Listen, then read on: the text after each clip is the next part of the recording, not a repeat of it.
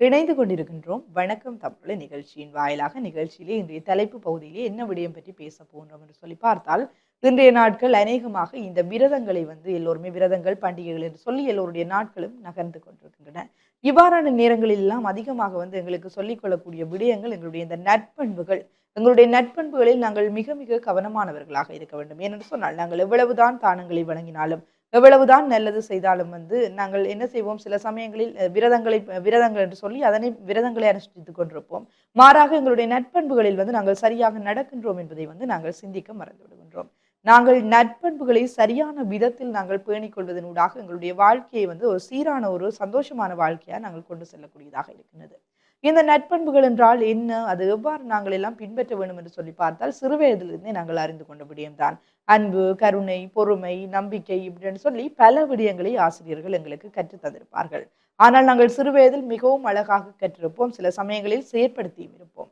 ஆனால் ஒரு வயது வந்ததின் பிற்பாடு நாங்கள் எல்லாம் என்ன செய்கின்றோம், அந்த நற்பண்புகளை மறந்துவிட்டு அடுத்த சந்ததியினரிடம் இந்த நற்பண்புகளை பேண வேண்டும் என்று சொல்லிக் கொள்கின்றோமே தவிர, நாங்கள் அதனை பின்பற்றுகின்றோமா என்பது கேள்விக்குறியான ஒரு விடயமாக இருக்கிறது. அதிலும் குறிப்பாக நாங்கள் பார்க்கின்ற போது இந்த உதவி செய்தல். இன்றைய நாட்களில் எத்தனை பேர் உதவி செய்ய விரும்புகின்றோம், எங்களால் முடிந்த உதவிகளை எத்தனை பேர் செய்கின்றோம் என்பது ஒரு கேள்விக்குறியான விடயமாகத்தான் நாங்கள் எடுத்துக்கொள்ள முடியும். ஏனென்று சொன்னால் எத்தனையோ பேர் இன்று நாங்கள் வீதியோரங்களில் பார்க்கக்கூடியதாக இருக்கின்றது. எத்தனையோ உணவு உண்ண முடியாமல் எத்தனையோ நபர்கள் இருந்து கொண்டிருக்கிறார்கள். அவர்கள் எல்லாம் இருக்கையிலே நாங்கள் என்ன செய்கின்றோம், தேவையற்ற விதத்தில் வீண் விரயமாக்கி கொண்டிருக்கின்றோம். சில சமயங்களில் எங்களுக்கு அது சிறிய விடயமாக தெரியலாம். ஒரு உணவோ, ஒரு பணமோ அல்லது உடையோ எங்களுக்கு சிறிய விடயமாக தெரியலாம். ஆனால் அது விடயம் இல்லாமல் எத்தனை பேர் அவதிப்பட்டுக் கொண்டிருக்கிறார்கள் என்பதை நாங்கள் சிந்திக்க வேண்டியவர்களாக இருக்கின்றோம். முடிந்த வரைக்கும் நாங்கள் பிறருக்கு உதவி செய்ய வேண்டும். எங்களால் முடிந்த வரைக்கும் எங்களுக்கு அதிகமாக இருக்கின்ற விடயங்களை நாங்கள் மற்றவர்களுக்கு கொடுத்து உதவக்கூடியதாக இருக்கும். அது மாத்திரமல்லாமல் இந்த அன்பு அன்பு என்ற போர்வையில் பலர் தங்களுடைய வாழ்க்கையை மாற்றிக் கொண்டிருக்கிறார்கள். சிலர் உண்மையான ஒரு அன்பை நினைத்து பொய்யான நண்பை பெற்று ஏமாந்து கொண்டிருக்கிறார்கள் என்று சொல்லிக் கொள்ள முடியும். ஏனென்று சொன்னால் இன்றைய பத்திரிகைகளில் படிக்கக்கூடிய ஒரு விடயமாக இருந்தது. 23 வயது பெண்மணி ஒருவர் என்ன செய்திருக்கிறார், தன்னுடைய திருமணமாகியும் திருமணமாகி கணவன் பிரிந்த நிலையில இருக்கின்ற போது என்ன நிகழ்ந்திருக்கின்றது சொன்னால், காதலனால் பிள்ளை துன்புறுத்தப்படுத்தப்பட்டிருக்கின்றது. இவ்வாறெல்லாம் பார்க்கின்ற போது இந்த உலகம் எதை நோக்கி நகர்ந்து கொண்டிருக்கின்றது என்கிறதான வினா எங்கள் மத்தியில் எழக்கூடியதாக இருக்கின்றது. ஆகவே நாங்கள் நட்பண்புடையவர்களாக இருக்க வேண்டும். உண்மையான அன்பு நாங்கள் கேள்விப்பட்டிருப்போம்.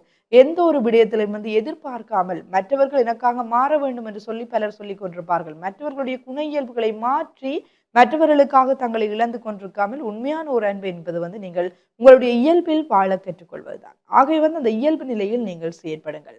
அது மாத்திரமில்லாமல் இன்று அநேகர் ஏங்குகின்ற ஒரு விடயம் குடும்பத்தினர். குடும்பத்தினருடன் அந்த நேரத்தை செலவழிப்பதற்கு ஏங்கிக் கொண்டிருக்கிறார்கள். ஒருவர் வேலைக்கு செல்கின்ற போது இன்னொருவர் வேலை முடித்து வீட்டுக்கு வருகின்ற ஒரு நிலை இருக்கின்றது. இவ்வாறு இருக்கையிலே அவர்கள் சேர்ந்து செலவழிக்கின்ற நேரம் என்பது மிக மிக குறைவான ஒரு விடயமாக இருக்கின்றது. இவை எல்லாவற்றையும் நாங்கள் ஏற்படுத்திக் கொள்ள வேண்டும். எங்களுடைய குடும்பத்தினருடன் ஒரு ஒரு வேளையாவது இருந்து நாங்கள் உணவு உண்ண வேண்டியவர்களாக இருக்கின்றோம் என்று சொன்னால், இவையெல்லாம் எங்கள் மத்தியில் ஒற்றுமையை வளர்க்கக்கூடியதாக இருக்கின்றது. இவ்வாறு ஒருவரை ஒருவர் பார்க்காமல் ஒருவர் ஒருவர் பேசாமல் இருக்கின்ற போது அவர்களிடையே ஒரு இடைவெளி ஏற்படுகின்றது. இது குடும்ப உறவினை விரிசலாக்கக்கூடிய தன்மை ஏற்பட்டுவிடும். ஆகவே இந்த ஒற்றுமையுடன் நீங்க செயற்பட பழகுங்கள், பகிர்ந்துண்ணுங்கள். இந்த விடயங்கள் எல்லாம் நாங்கள் வளர்த்து கொள்ள வேண்டியவர்களாக இருக்கின்றோம். அது மாத்திரமல்லாமல் பொறுமை. பொறுமை என்பது எல்லோருக்குமே மிக இலகுவாக அது ஏற்பட்டு விட முடியாது என்று சொன்னால், கோபம் வந்தாலே உடனே எல்லோருமே பொங்கி எழுந்து வார்த்தைகளை பயன்படுத்தி விடுவார்கள், அல்லது ஏதாவது ஒன்றை போட்டு உடைப்பார்கள். கோபத்தை உடனடியாக வெளிப்படுத்தி விடக்கூடிய தன்மை இருக்கின்றது. கோபம் மட்டுமல்ல, எந்த ஒரு விடயமாக இருந்தாலும் நாங்கள் பொறுமையாக செயற்பட வேண்டியவர்களாக இருக்கின்றோம். அந்த பொறுமை எங்களுடைய வாழ்க்கையின் எல்லை வரைக்கும் எங்களை மிக மிக ஒரு சாதாரணமாக எங்களுடைய வேலைகளை செய்து கொள்ள எங்களை தூண்டுகோலாக அமையும் என்றுதான் நாங்கள் சொல்லிக்கொள்ள முடியும். அதிகமாக கோபப்படாதீர்கள். கோபப்படுகின்ற போது நிதானித்து சிந்தித்து ஒரு விடயத்தை நீங்கள் செயலாற்றுங்கள். கோபத்தில் எடுக்கின்ற எந்த ஒரு முடிவும் எங்களுக்கு சரியான முடிவுகளாக அமைந்து விடாது. நாங்கள் கோபத்தில் பல முடிவுகளை எடுப்போம். பல உறவுகளை எத்தனையோ பேர் இழந்தும் இருக்கிறார்கள். ஆகவே இந்த கோபத்தை கையாளுவதற்கான வழிமுறைகளை நீங்கள் ஆராய்ந்து அறிந்து கொள்ளுங்கள். ஒரு கோபம் வருகின்றது என்று சொன்னால் அந்த இடத்திலிருந்து நீங்கள் விலகி விடுங்கள். முதலாவது இடத்திலிருந்து நீங்கள் விலகுகின்ற போதே உங்களுடைய அரைவாசி கோபம் குறைந்தவாறு இருக்கும். விலகி பிறகு நீங்க என்ன செய்யணும், நிதானமாக சிந்தித்து யார் மீது தவறு இருக்கின்றது, ஏன் நான் நிவாரண பிழைகளை செய்கின்றேன் என்று உங்களை நீங்களே நிதானித்து அறிந்தது பின்னர் வந்து ஏதாவது முடிவெடுத்துக் கொள்ளுங்கள். அது சரியான ஒரு முடிவாக அமையும். ஆனால் இந்த கோபத்தில் உங்களுடைய உணர்ச்சி வெளிப்பாட்டிலே வந்து முடிவுகளை எடுப்பது வந்து சரியானதாக அமைந்து விடாது. இது மாத்திரமல்லாமல் வந்து பல விடயங்களை நாங்கள் நற்பண்புகள் வரிசையில் சொன்னால் சொல்லிக் கொண்டே செல்லலாம்.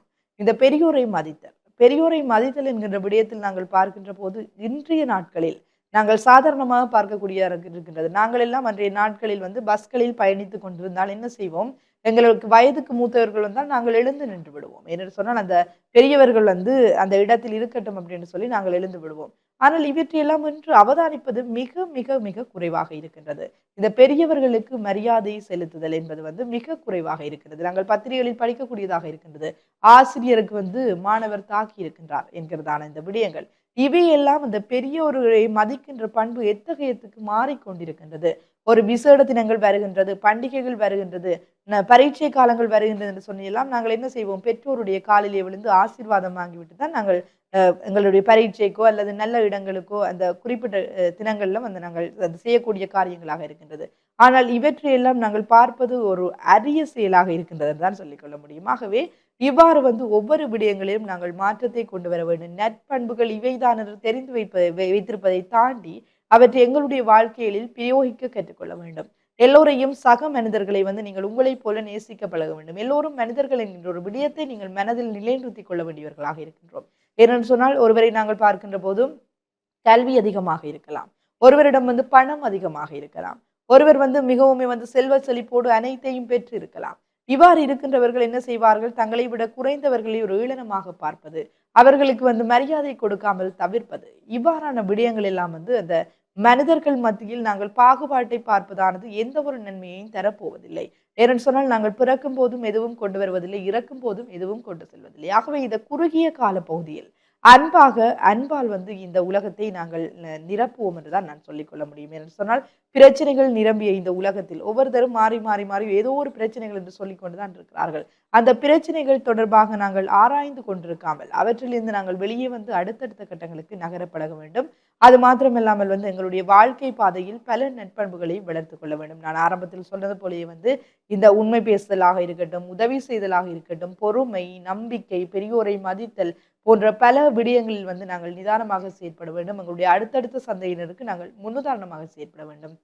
ஒரு பெற்றோர் வந்து ஒரு பாடசாலைக்கு செல்லுகின்ற மாணவனிடம் வந்து இந்த ஒரு விடயத்தை செய் அல்லது வந்து இவ்வாறு சொல்லு என்று சொல்லி பிள்ளைகள் மத்தியில் ஒரு பாடசாலைக்கு போகவில்லை என்று சொன்னால் சரியான காரணத்தை சொல்லி அனுப்ப வேண்டும். சில சமயங்களில் பெற்றோர்களை இவ்வாறாக சொல்லிவிடு என்று சொல்லி எல்லாம் இவ்வாறு பிள்ளைகளை வழிநடத்துகின்ற போது அது பிள்ளைகள் வந்து பிழையான பாதையில் கொண்டு செல்லக்கூடியதாக இருக்கும். ஆகிய வந்து ஒவ்வொருவரும் வந்து பெற்றோர்கள் முன்னுதாரணமாக இருக்க வேண்டும். பெரியவர்கள் சிறியவர்களுக்கு முன்னுதாரணமாக இருக்கின்ற போது அவர்கள் உங்களை பார்த்து வளர்வார்கள். அது மாத்திரமில்லாமல் வந்து அடுத்தடுத்த சந்ததியினரும் சரியான வகையில் கொண்டு செல்லக்கூடியதாக இருக்கும். ஆகவே வந்து இந்த விடயங்களில் எல்லாம் நாங்கள் கவனத்தில் செலுத்த வேண்டியவர்களாக இருக்கின்றோம். இன்றைய நாட்களில் வந்து விரதங்கள் விரதங்கள் அனுஷ்டிக்கப்பட்டு கொண்டிருக்கிறது. அநேகர் வந்து கோயில்களுக்கு செல்வீர்கள். அது மாத்திரமில்லாமல் அநேகர் வந்து உங்களுடைய வழிபாட்டு தலங்களுக்கு செய்வீர்கள். இவ்வாறான இடங்களில் வந்து முடிந்த வரைக்குமே தான தர்மம் செய்ய பழகுங்கள். தானம் என்பது கொடுப்பது வந்து எல்லோருக்குமே வந்து நல்ல ஒரு விடயம் என்று சொல்லப்படுகின்றது. எங்களிடம் இருக்கின்ற பொருட்கள் அல்லது வந்து எந்த ஒரு விடயமாக இருக்கட்டும், எங்களுக்கு அதிகளவாக இருக்கின்ற போது நாங்கள் மற்றவர்களுக்கு கொடுத்து உதவ முடியும். அந்த தானம் எங்களை வந்து எங்களுடைய சந்ததியினரே காக்கும் என்று சொல்லி நாங்கள் அடிக்கடி கேள்விப்பட்டிருப்போம். ஆகவே வந்து நாங்கள் கோயிலுக்கு செல்லுகின்றோம், வருகின்றோம், அல்லது வந்து எங்களுடைய வழிபாட்டு தலங்களுக்கு செல்லுகின்றோம், வருகின்றோம் என்று இருக்காமல் எங்களால் முடிந்த வரைக்கும் தானம் செய்ய பழகுங்கள். பிறரை நேசியுங்கள். எந்த ஒரு பிரச்சனையாக இருந்தாலும் உங்கள் மத்தியில் வந்து எப்பொழுதுமே குழப்பங்களை ஏற்படுத்தி கொண்டிருக்காமல் இறைவனிடம் முறையிடுங்கள். இறைவன் நிச்சயமாக வந்து எங்கள் எல்லோரையுமே வந்து பாதுகாத்துக் கொள்ளக்கூடியவனாக இருப்பான் என்று கூறிக்கொண்டு நானும் நிகழ்ச்சியிலிருந்து விடைபெற்று செல்ல போறேன். மற்றொரு நிகழ்ச்சியில் உங்களை சந்திக்கும் வரை நிகழ்ச்சியிலிருந்து விடைபெற்று செல்லும் நான் கலின்ஸ்டா ஜெயக்குமார். நன்றி நேயர்களே.